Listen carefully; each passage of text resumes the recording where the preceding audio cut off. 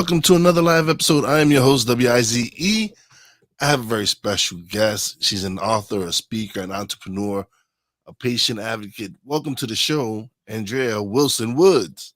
Thank you so much for having me, Wise. The pleasure is all mine. So, okay, we're gonna just get into it. Um, Okay. but I just you want have, to just tell everyone I didn't know this was live and I didn't know there was video until about 5 minutes ago. it's all good. It happens. It happens. It does. I'm I, like I I putting on just you know mascara. what? Within the last few months, I've switched it to lives. Really? Yeah, I've enjoyed doing a lot. Like to me, it's just being able to interact with the people in the chat sometimes. Yeah, that's true. Yeah, So it gives I don't know, I just enjoy it. It makes them a part of the show, so it makes it their show as well. I agree. Yeah, So you have you have a story. When you were 22 years old, you gained custody of your 8-year-old sister, Adrienne. I Uh, did. I did. She came to visit me in Los Angeles. It was supposed to be a Christmas vacation, 2 weeks, and it became a permanent stay. Yeah, that was December of 1994. 1990. Okay, so but it was I don't know how you dealt with it, but when she was 14, she got diagnosed with cancer. 15. 15, 15. sorry, Yeah, yeah. 15. Yeah, Um, a month after her 15th birthday. Yep. wow. Yeah.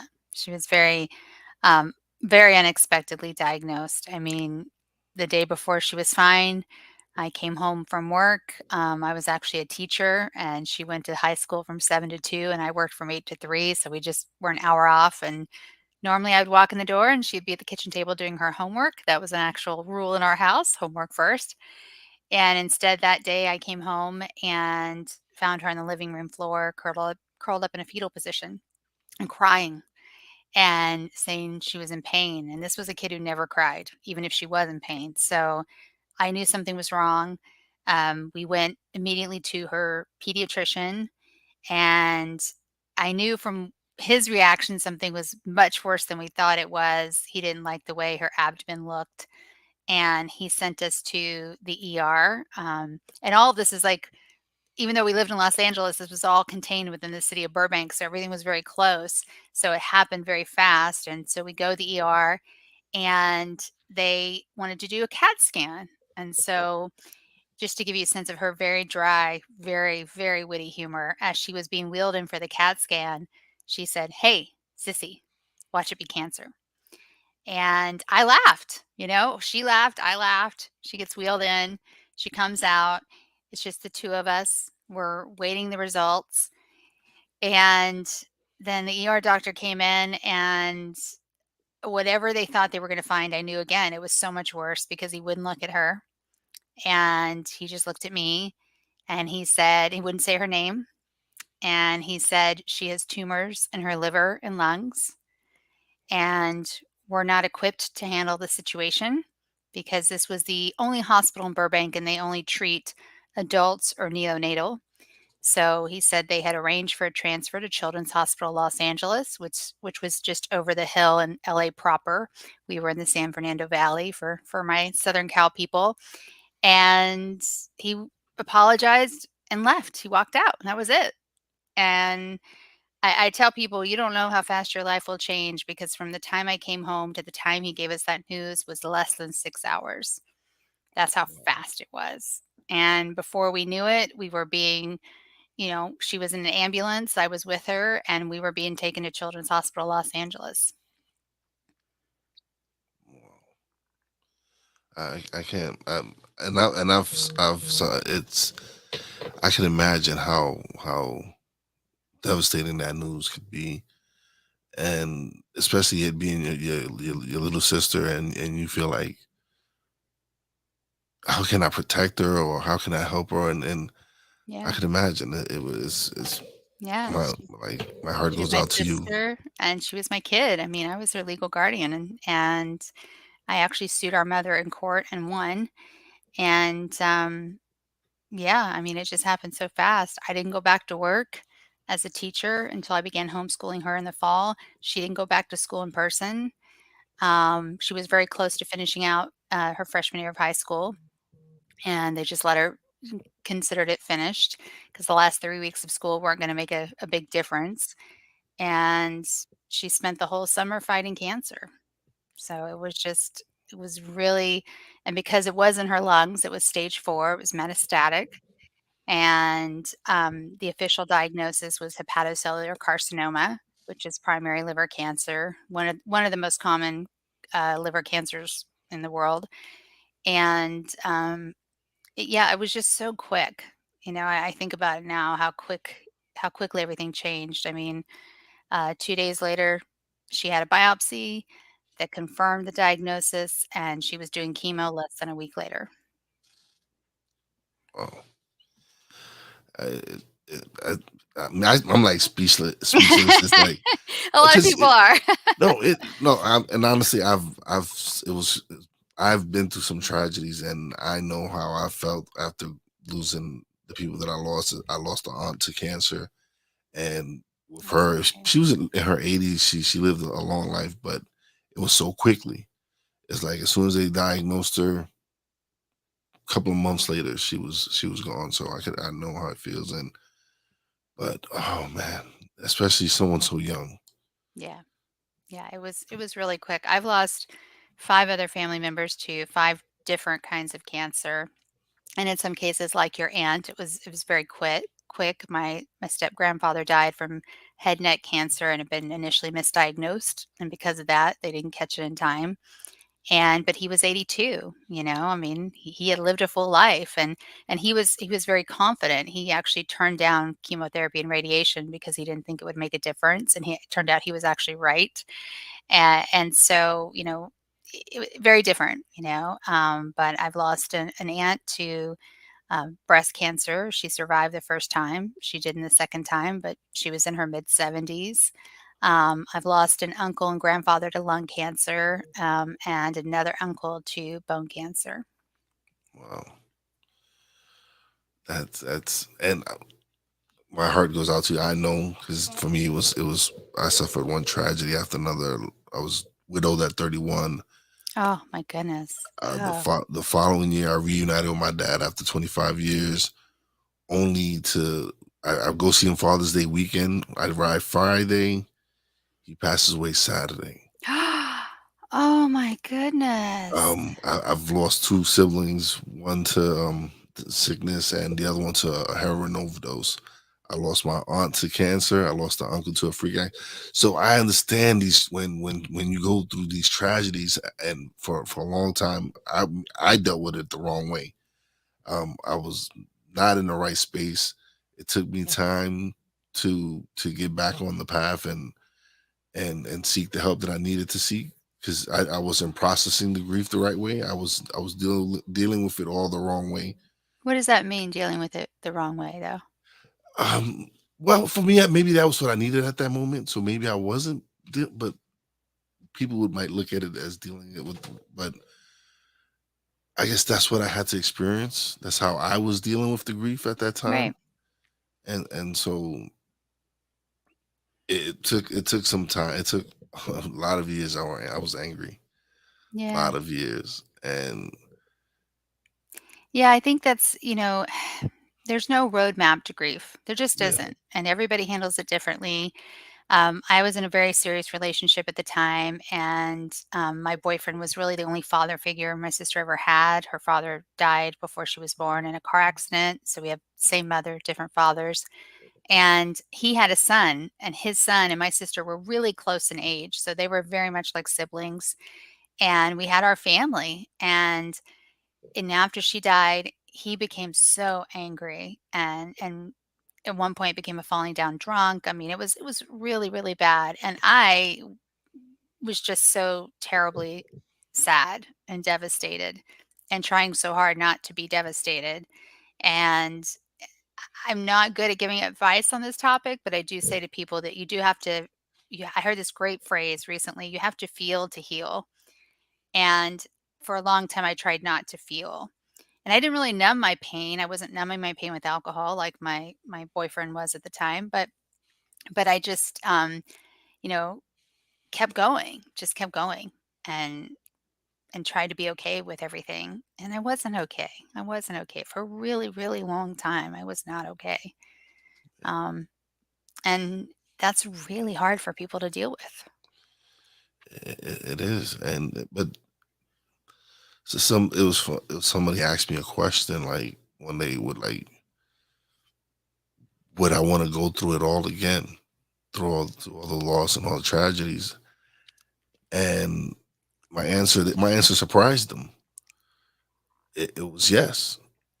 Yeah. And they go, I said I wouldn't wish it on anyone, Yep.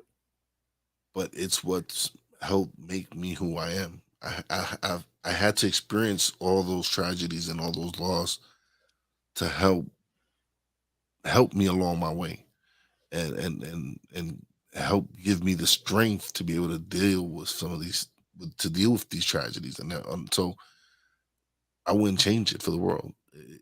I wouldn't wish it on anyone, but I wouldn't change it because it's made me who I am today. It's helped Yeah. mold me into the person I am. I'm gonna put you on the spot. Did you ever see that Amy Adams movie? I think it's called Arrival. It's sort of sci-fi-ish. Yes. Yeah. So one of the things I love about that movie is that, of course, she's able to translate whatever these, these beings that have come to visit Earth, and she's the only person who can really understand them and figure out their language. But what she learns is that if you remember that time there's no past, present, or future. The way they experience time is quite different than the way we experience time.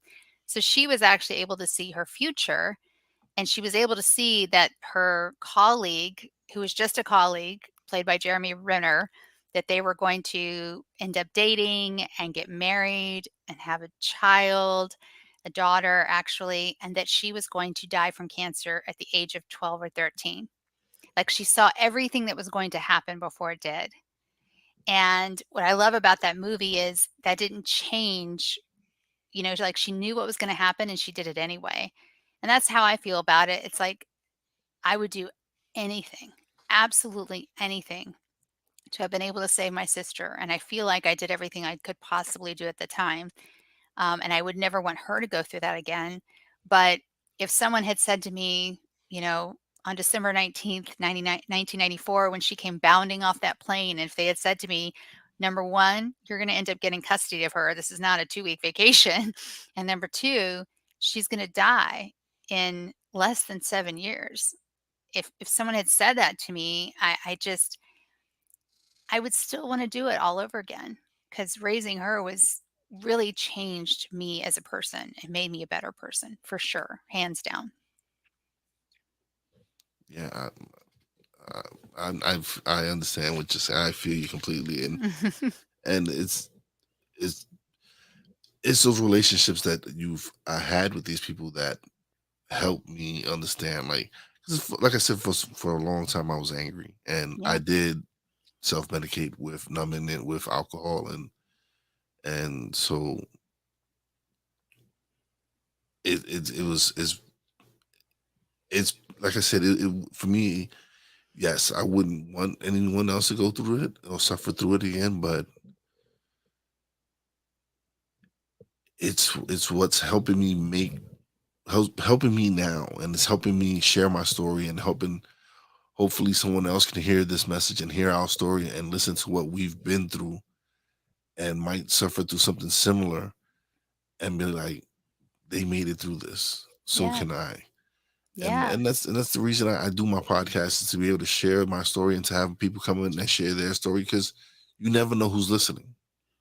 that's true. You never know who's out there that might be going through something, and they can hear our story, and it could touch them, and it could change their lives, and like, hey, these people went through so much loss and so much tragedy, and no one would blame them if they gave up. But look at them.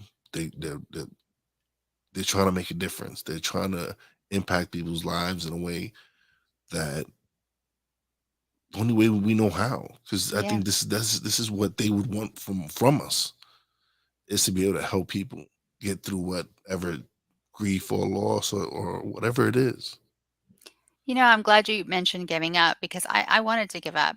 Oh, I was so deep in my depression, right? And I became really about a year after Adrian died, I became very suicidal, and um, that's I ended up starting my nonprofit, Blue Faery, because I was just trying to channel my grief because I was so right on the edge of suicide. I mean, I had it all planned out. I knew exactly what I was going to do and how I was going to do it. Make sure I had like a fail safe in place. I'm a meticulous planner, so I mean, I had this whole thing planned out. It was pretty crazy, and I remember that I knew that I was still really struggling, but I knew I didn't want to die when it was about 3 years later, and I was on a flight, direct flight from Boston to LAX, and it was during the summer, and that's the worst turbulence. I wouldn't even call it turbulence. That's not a strong enough word for what we experienced. Like, everybody in that plane thought, "Oh god, we're just gonna die. Like, we're all it's gonna over. die." Yeah, Yeah, we were coming into these storms. I think it was the monsoons over Arizona, and the plane was just like up, up, down, down, down. I mean, people were like clutching hands and praying, and it was crazy. And I remember like when we landed and I got outside, I actually got on the ground, and this is so disgusting. I do not recommend it, but I got on the ground and I kissed the concrete. I was like, I'm on the ground. I'm in LA. I'm home. And that's when I realized, oh my gosh, like I don't want to die anymore. I still wasn't okay, but in that moment, I mean, I easily could have died in that plane, along with everybody else. But at that moment, I was like, okay, I don't want to die. yeah, Like I really don't want to die. And so that's when I knew I was kind of past that little part of it. yeah. Because I feel you. I know. I was not. I was. I was not a happy person. I was miserable. I and you know what it was. I hid it well. Yeah. I didn't do it in front of other people. I did. It was when I was by myself, and but it was it just gives you that to me it just when I finally sought the help that I needed and started and went to counseling, and but it was started with some voice in my head like, this is not you, this is not your path, this is not what you're supposed to do, we need to get you straight. Yeah. And I went and sought the help and turned my life around, and I got remarried. I have an amazing wife. I have a Aw. great career. I have a podcast that's doing well. I'm networking with some amazing people. I'm having some great conversations with people, and I'm impacting people's lives with the show. Yeah. And so it's just been, oh man, like someone in the chat, is life changing. What we've been through is Mm. definitely life changing, and I I've, I just love doing this. I love being able to share my story. I love being able to have my guests share their story. Yeah. And it's interesting to hear that you were angry, right? Yeah, I was not. I didn't experience anger because I really struggled with, well, who am I mad at? You know what I mean? So I really kind of I struggled with anger. I just didn't experience it. I yeah, experienced everything else. And then here's the crazy thing about grief is that it can just sneak up on you. And I'll never forget 17 years after my sister died. So this was just a couple years ago. I was watching the series finale of a stupid TV show that got kicked off a network and went to Netflix. Like, I remember this so exactly, and in this series finale, it looked like they got canceled at the last minute, so they threw a whole bunch of stuff together, but, like, one of the main characters' daughter graduated from high school, then graduated from college, like, they showed all this fast forward of her daughter's life. And my sister loves school, and she was a straight A student, an honor student. She was really even from the time she was 6 years old, she was excited about going to college. I mean, she knew exactly, where she wanted to go, and she loved school.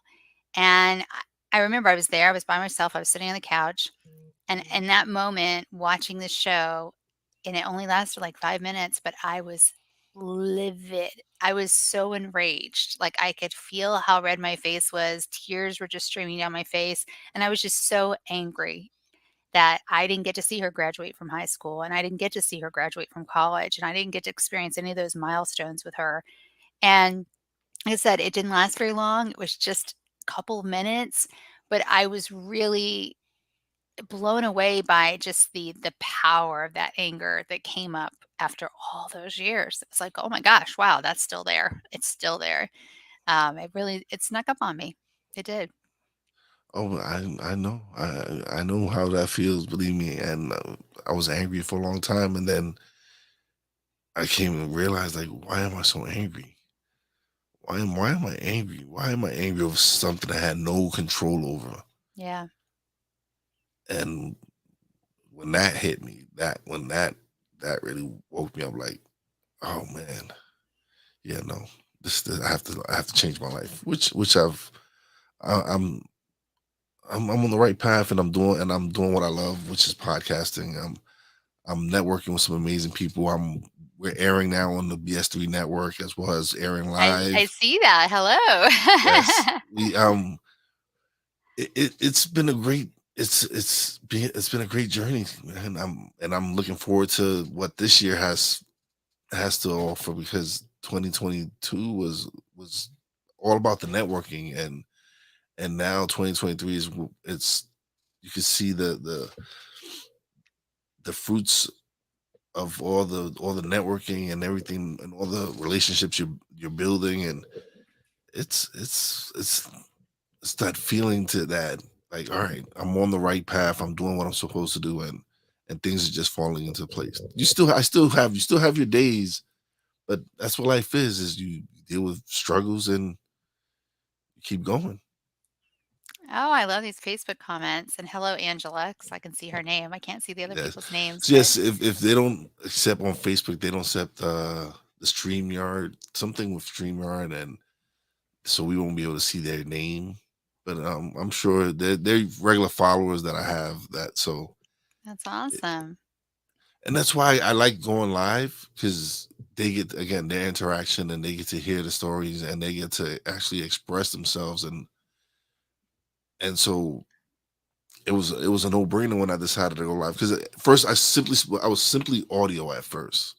I And know, 'cause that's what your profile says on Podmatch. yes, I have to change, I have to update it, but I was You strictly, do. I That's have why to you don't but have on a lot of makeup, dude, or but my oh, hair is not done at but all. it is going on to the audio podcast. This is going on the audio podcast.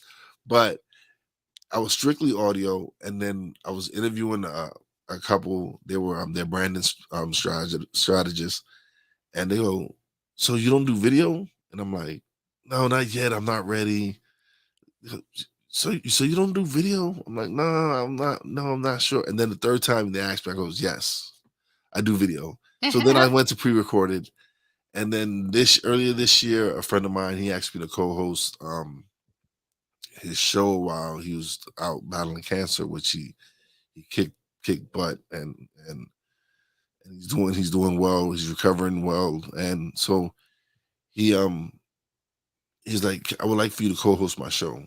He's like, he linked me up with his partner Cole Johnson, and 2 days of the week I helped him. I'm a co-host on a sports talk radio show, and I get to His talk about name sports. it's not Huh? Mark Kelly, is it, by No, chance? No, no, okay, I was just curious. no. It's No Man in the Morning, and Okay, with Cole Johnson, and we we do it live, so the chat be just going, jumping, and just the conversations we have with people in the chat, that's cool. that inspired me to go live. That was like, I like this aspect. I like this part where I get to answer questions, or if they have a great comment, and I get to Yeah, share yeah, it, and my yeah. guests enjoy it as well. So I'm like, okay. I'm happy to answer any questions if people have them, so, and tell your friend that I'd love to have him on my podcast, Cancer Youth Thrivers. So Oh, I interview cancer patients, caregivers, survivors, and providers. I'll link you up. Yeah, definitely. His name is Yeah, Brian Snow. He's an awesome dude. He, we call him Rain Man, because when it comes to like sports, he has every this. statistic at Oh, his he has fingertips. this knowledge on, and Isn't that he'll tell crazy? details, and he probably know what the weather condition was like. But he's awesome. I love him. but I'll definitely make the connection and have him on your show. Yeah, Yeah, I would love to, and I just love what this, Facebook user said, "Every death close to me has taught me something new about myself." Wow. yeah. Oh gosh. It it does. It does. It touches. It impacts you in a different way, especially when it's close like that. With like you with your sister and me, my brother, and my wife and my father. It makes you look at life completely different. Like Oh, yeah. I Yeah. know, like the reason with my podcast, the reason I've started investing in myself was because I wanted because people are giving me something very precious, which is their time, Yep. and so I wanted to make sure I was giving them the best quality possible, as far as my sound, as far as my video, as far as where I'm distributing it and everything. So I just wanted to make sure that they got the value in return for giving me their precious time. Yeah. Yeah. No, I totally agree, and if people hear a very strange noise in the background, my cat's in my lap. She just joined the That's podcast, that's and not that's not the first time that's I happened. know, she always thinks I'm talking to her, and she's I've, purring so loudly. I've She's so had happy. dogs interrupt the show. I've had kids. I've had my grandson interrupt the show. You have He a actually keep grandson? You don't look old enough to have a grandson. Are you serious? yeah, Really? yes, Wow. Bryson. Uh, I have two more grandsons and then granddaughter Avery that was just born last Oh, month. that's a great name, Avery. Yes, Avery Rose. Oh, that's a beautiful name. And yeah, but he Bryson actually I was doing a show and he came in and he saw the bright light under my desk and decided that he was going to press it. And I'm right in the middle of the interview. We're having a great conversation and everything goes to black. And He I'm turned your like, light off? no, he cut off my power cord, Oh, he no. cut everything off. Oh, no. The computer, the camera, the mic, everything went off. And I look down and I can't get mad at him because he looks up at me with this smile. So you can't get upset. But the guest was amazing. The guest actually kept the show going because he was actually a host of a podcast himself, so he knows technical difficulties Yep. happen, and so he kept the show going. Oh, And that's then awesome. he did it again another time, but this time what I did was because when I got booted out, the guests went into the back room, and so it was just my logo on the screen. So what I did was when I edited, I kept that part in, but I included technical difficulty signs popping up across the screen. So you get creative with it sometimes. That's true. That's true. That's very smart. But okay, you also wrote a book. I know I'm Mhm. sure your story has something that's what inspired you to write the book. It did, it did. The book is titled Better Off Bald: A Life in 147 Days, and it's everywhere books are sold. You can go to betteroffbald.com to see where it is. And it's that 7-year period in my life. It's that story of raising my sister and losing her to cancer. But I wrote it like a journal because I actually kept a medical diary while she was sick. So I had this whole spiral notebook that's full of every single detail of every minute practically of her cancer journey.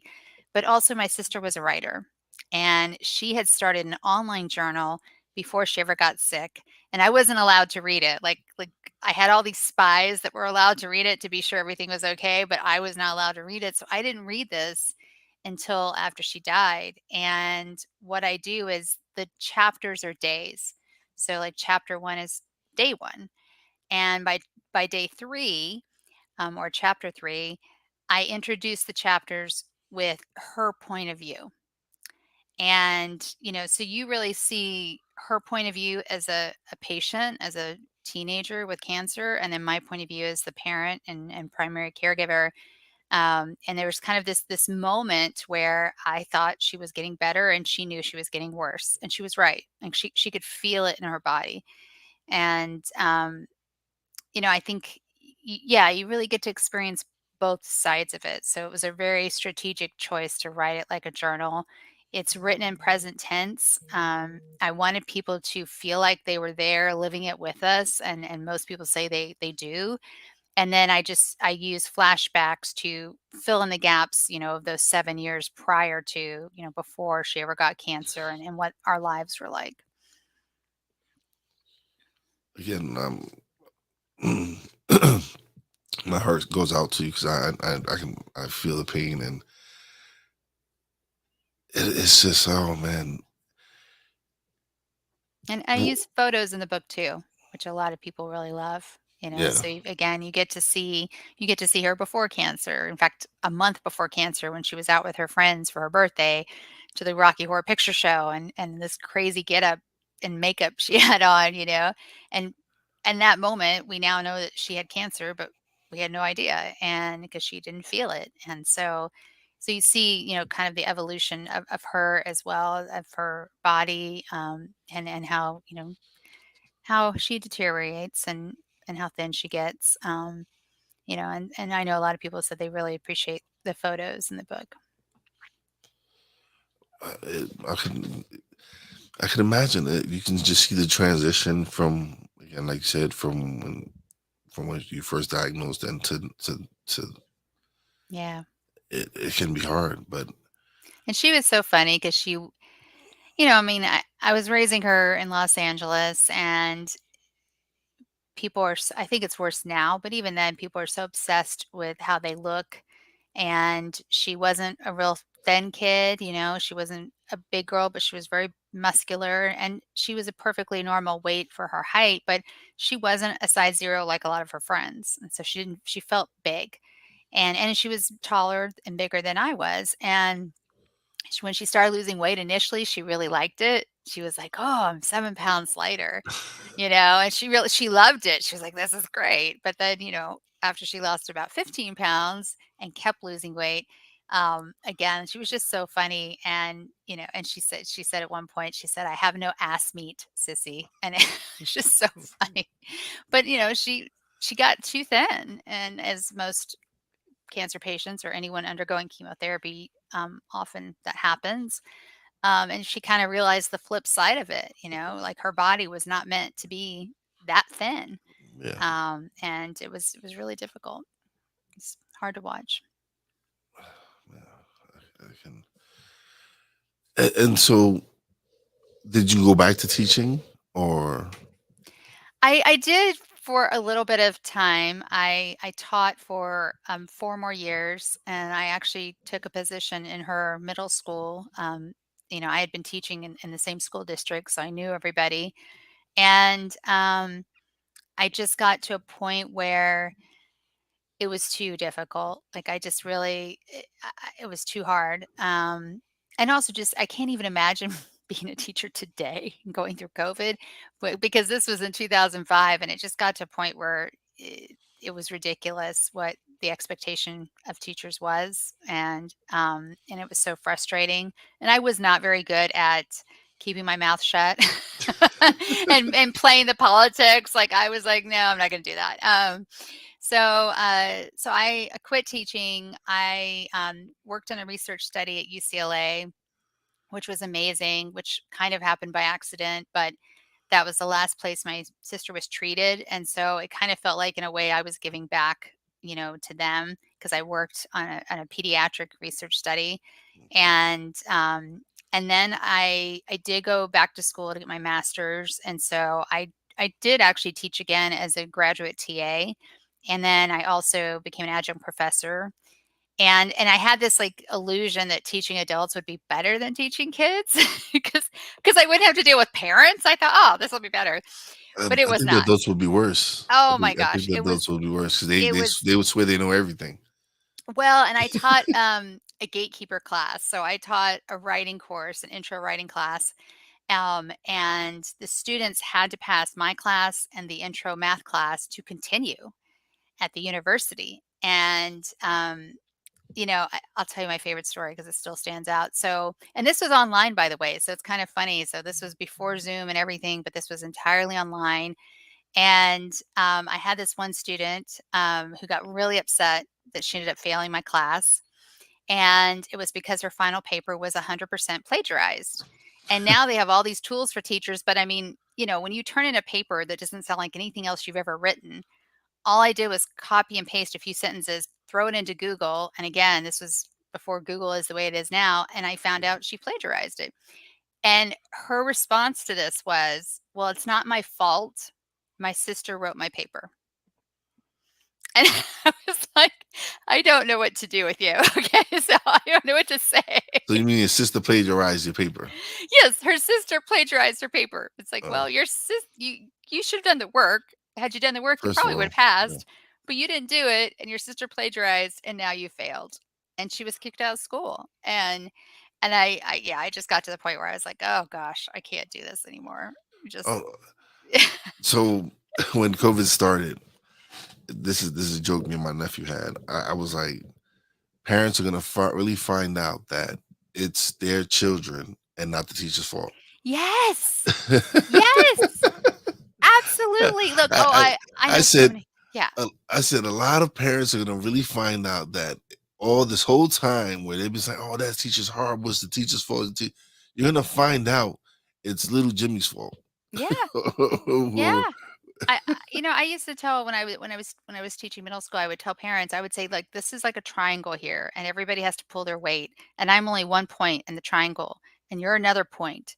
Your responsibility as the parent is to do X, Y, Z, and then your son, your daughter, your student is the other point. They have to be willing to do it. And I said, and if these three things don't work together, then there's nothing I can do on my own. Like there's nothing just me alone. And it was mind-boggling, like we had one mother that, yeah, to your point, was mad at me because her son was failing, and yet he's failing, and he took pride in failing, by the way, like took pride, this kid, in failing, like and to fail that badly took a lot of effort on his part. Like it took actual effort to fail, and yet she was buying him new tennis shoes every single week. So it's like, well, what message are you sending? It was just maddening because I I didn't do everything right, but I was a really good parent. And I had a lot of compassion, but I also had a lot of boundaries. And there were a lot of rules in our house. And my sister was expected to follow them. End of yeah, discussion. Like, this is the way it has to be. So, absolutely.